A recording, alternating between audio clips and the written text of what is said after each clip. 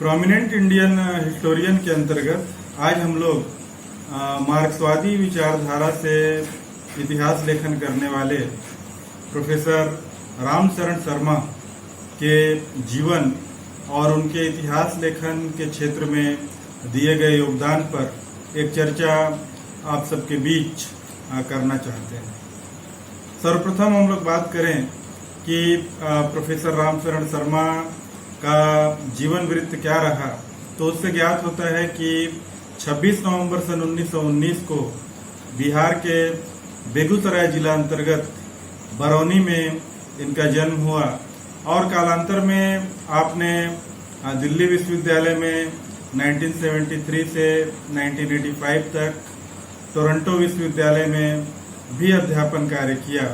इसके अलावा लंदन विश्वविद्यालय के school of oriental and African studies में एक सीनियर फेलो के रूप में भी आप सेवारत रहे। प्रोफेसर रामचरण शर्मा विश्वविद्यालय अनुदान आयोग के नेशनल फेलो भी रहे। साथ ही 1975 में इंडियन हिस्ट्री कांग्रेस, जो कि इतिहासकारों की एक बड़ी संस्था के रूप में जानी जाती है, उसमें वे अध्यक्ष भी रहे।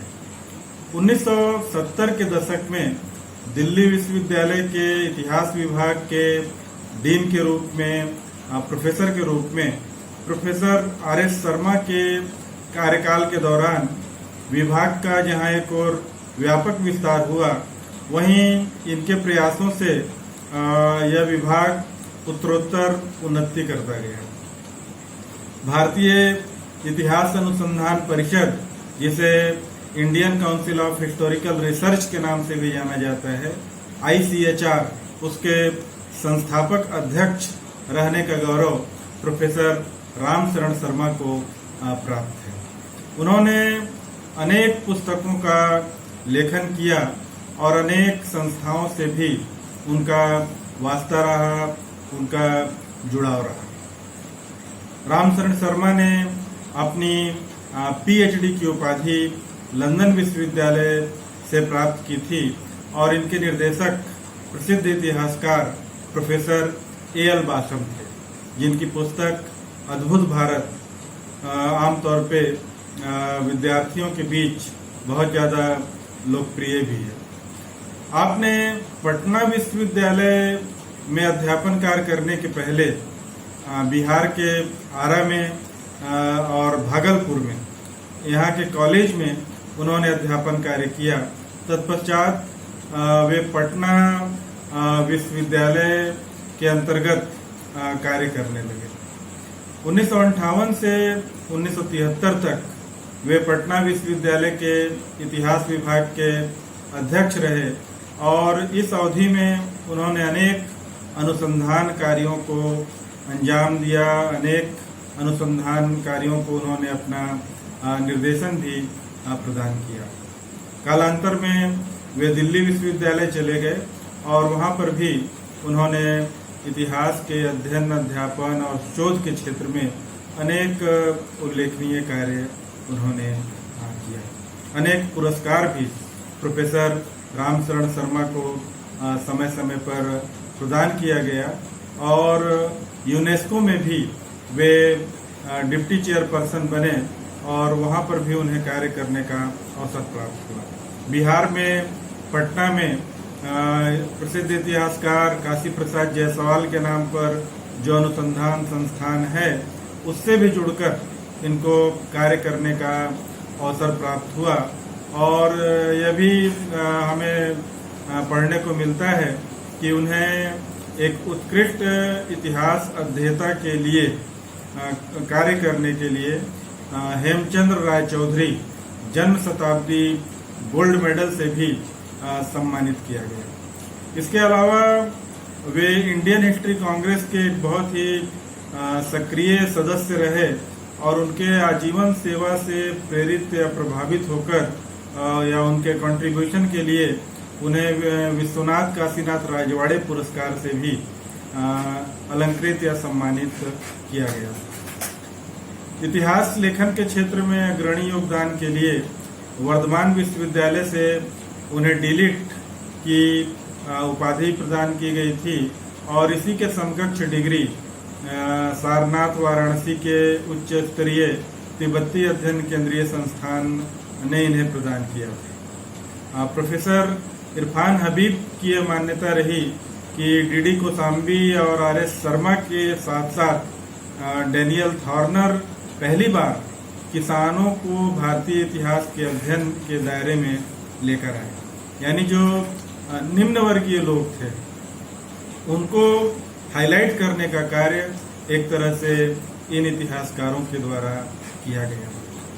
Professor D.N. झा ने 1996 में एक पुस्तक प्रकाशित कराई, society and ideology in India. इसमें उन्होंने प्रोफेसर R.S. शर्मा के सम्मान में काफी कुछ लिखा और यह पुस्तक मुंशी राम मनोहर लाल पब्लिकेशन से दिल्ली से प्रकाशित हुई थी 1996 में। साथ ही साथ अनेक इतिहासकारों ने R.S. शर्मा के लेखन से प्रेरित होकर या प्रभावित होकर उनके इतिहास के क्षेत्र में किए गए अनुसंधान का लाभ समय समय पर लिया। Professor R.S. शर्मा की जो प्रमुख रचनाएं हैं उनमें एक रचना प्राचीन भारत में राजनीतिक विचार एवं संस्थाएं नाम से प्रकाशित हुई थी हिंदी में। प्रकाशन राजकमल प्रकाशन नई दिल्ली से 1989। इसमें उन्होंने प्राचीन भारत के इतिहास को विभिन्न एंगल से देखने का एक सफल प्रयास भी किया था। साथ ही साथ उनका अंग्रेजी अनुवाद इस पुस्तक का aspects of political ideas and institutions in ancient India Motilal Banarsidas publication से प्रकाशित कालांतर में हुई थी। इसमें इन पुस्तक में राज्य के मूल और प्रकृति के विभिन्न दृष्टिकोण की चर्चा इसमें प्रोफेसर रामशरण शर्मा के द्वारा की गई है।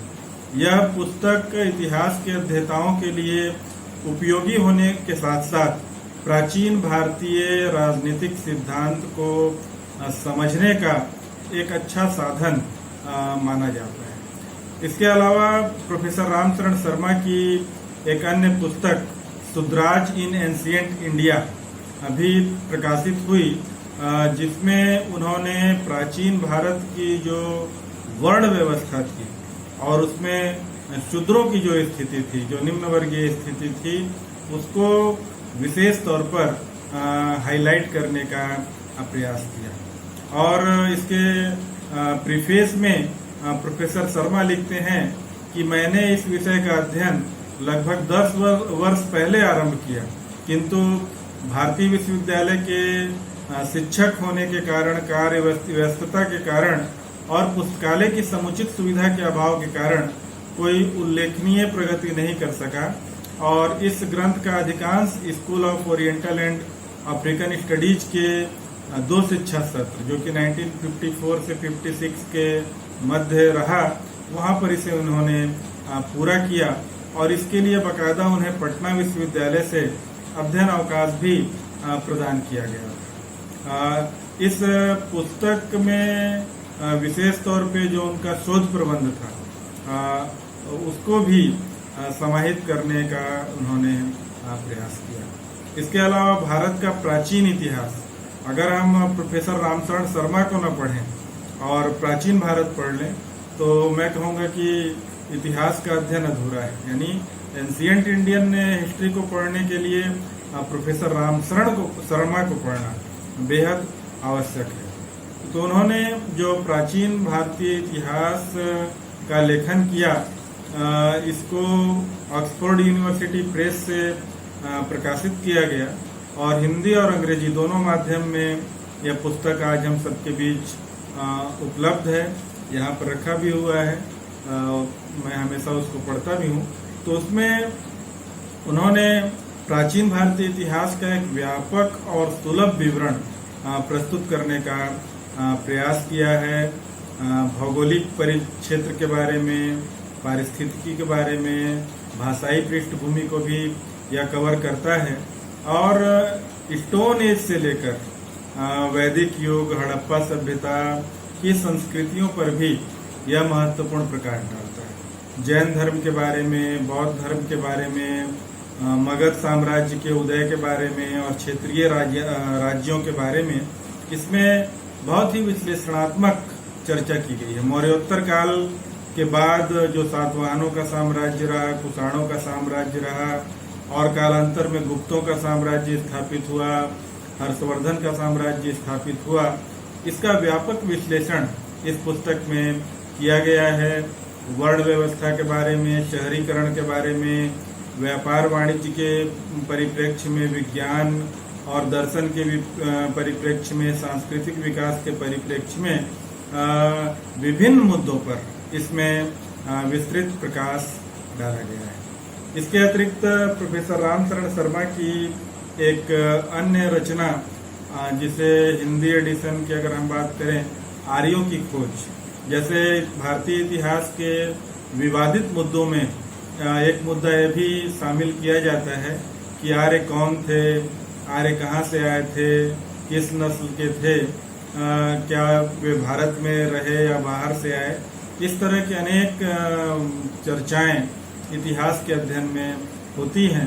इसके परिप्रेक्ष्य में प्रोफेसर रामशरण शर्मा ने विभिन्न एस्पेक्ट से आर्यों के ओरिजिन के बारे में, आर्य कहाँ से आए, कैसे आए, इसके बारे में उन्होंने समुचित तौर पे विश्लेषणात्मक, समीक्षात्मक अध्ययन किया है और प्रमुख विशेषताओं को उन्होंने हाईलाइट करने का कार्य किया है। डॉक्टर शर्मा के मंतव्य पर अगर हम बात करें तो हम पाते हैं कि डॉक्टर शर्मा इस बहस पर कि क्या आर्य भारत के निवासी थे या नहीं, नए सिरे से प्रकाश डालते हैं। यह पुस्तक भारत के इतिहास और इसकी संस्कृति में रुचि रखने वालों के लिए एक आवश्यक पाठ्य सामग्री भी उपलब्ध कराती है।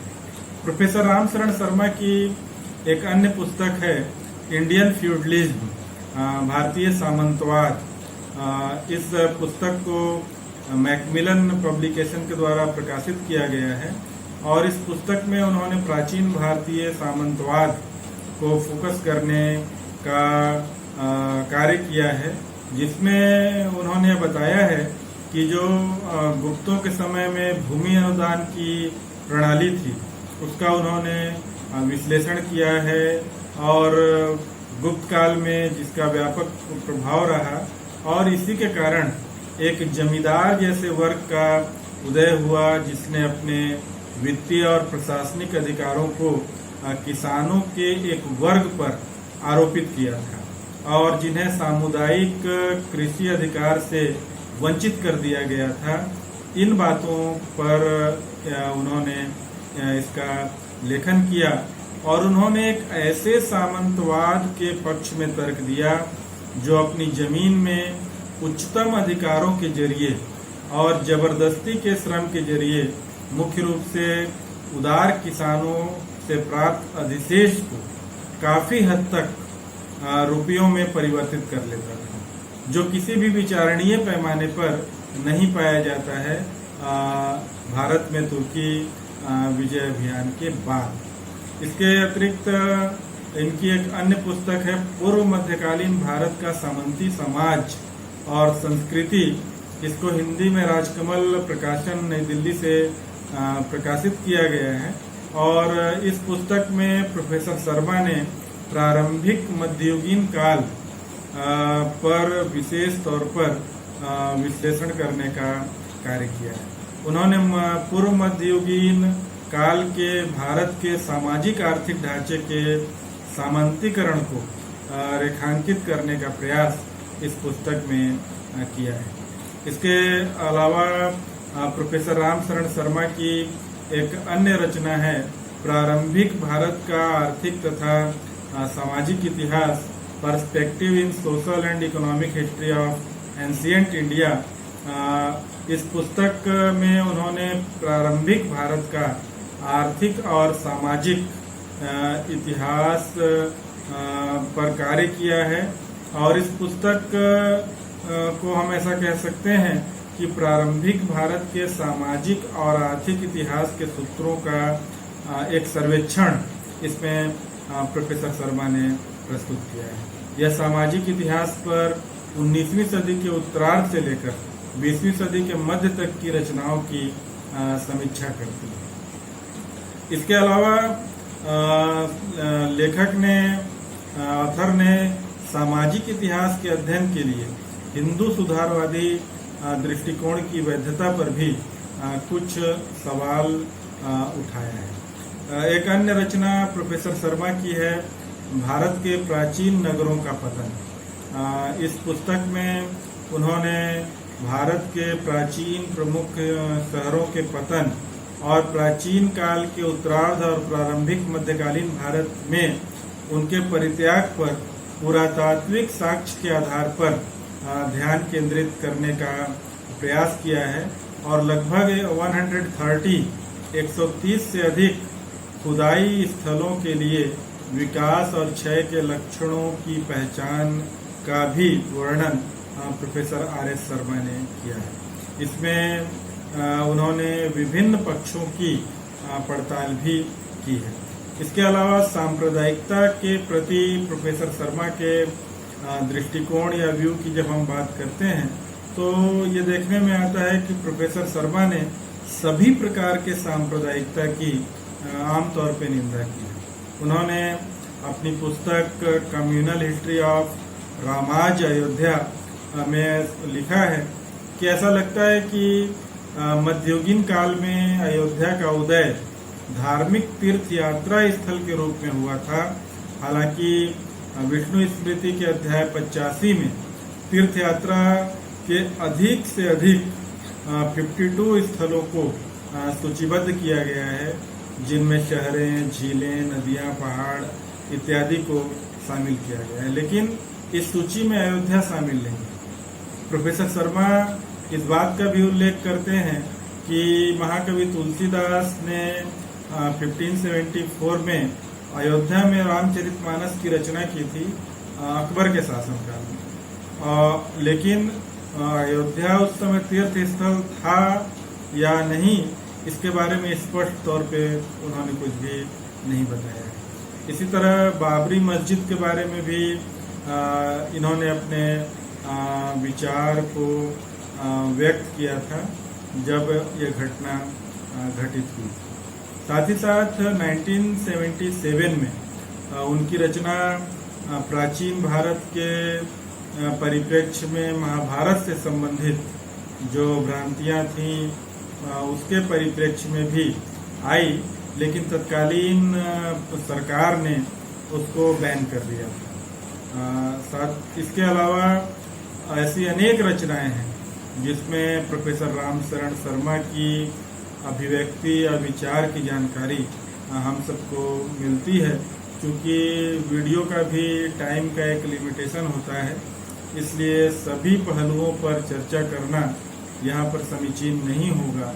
इसलिए हम निष्कर्ष रूप में पाते हैं कि प्राचीन भारतीय इतिहास के अध्ययन में, अध्यापन में, शोध में या अनुसंधान में प्रोफेसर रामशरण शर्मा की जो भूमिका थी वो उल्लेखनीय रही और उन्होंने जो लेखन कार्य किया, जो निम्न वर्गीय लोग थे जिन पर अब तक प्रायः लेखन कम हुआ था या नहीं हुआ था, उन पक्षों को भी उकेरने का कार्य मुख्य तौर पे प्रोफेसर शर्मा के द्वारा किया गया। और कालांतर में कुछ वर्षों पहले मेरे ख्याल से 2011 में प्रोफेसर शर्मा ने दुनिया को अलविदा कहा, लेकिन जो उनका इतिहास लेखन के क्षेत्र में कंट्रीब्यूशन है उसके मद्देनज़र हम कह सकते हैं कि वे इतिहास के क्षेत्र में कार्य करने के कारण एक अमर व्यक्तित्व के रूप में जाने जाएंगे। क्योंकि जब तक एंशिएंट इंडियन हिस्ट्री के इतिहास को हम पढ़ेंगे, हम प्रोफेसर रामशरण शर्मा को कभी भूल नहीं सकते।